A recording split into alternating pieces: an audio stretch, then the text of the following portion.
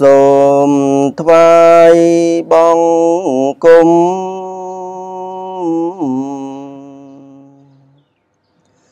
ព្រះសម្ពុទ្ធប្រសើរបំផុតក្នុងលោកាជាគ្រូនៃមនុស្សនិងទេវតាទ្រង់ត្រាទេសនាប្រដៅសិនចង់អល់ឲ្យដើរផ្លូវកណ្ដាលមាគៀត្រកាលអាចកំចាន់ទុងភ័យចង់រៃឲ្យខ្ចាយបាត់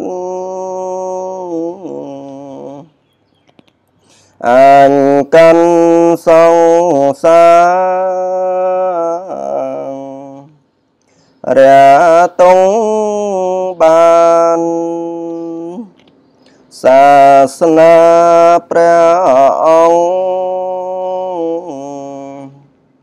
នៅសំ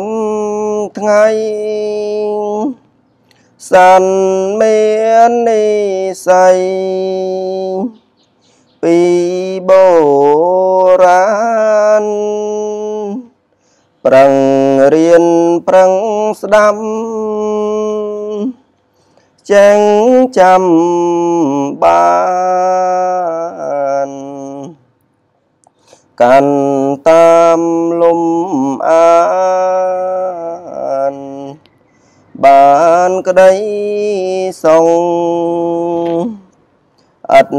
មានសងណាស្មើក្តីស្ងំបាញ់ចប់ត្រឹមសងក្លៀតចាតុងតាំងពីលោកនេះតទៅមុខក្តីសងនឹងមានព្រោះធម៌ស្ងំខ្ញុំសូមបង្គំឆ្ពោះព្រះធម៌ព្រះសង្ឃបវរទាំងក្រុមសំរួមជាត្រៃរណ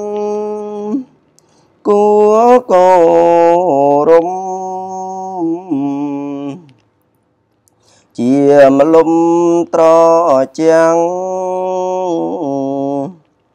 នៃលោកាព្រះរូបព្រះធាតុនៃព្រះពុទ្ធវិសុទ្ធតាំងអង្គព្រះសាស្តាសូមគុណត្រៃរណ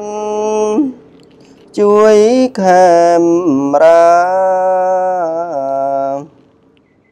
ឲ្យបានសង្ខាត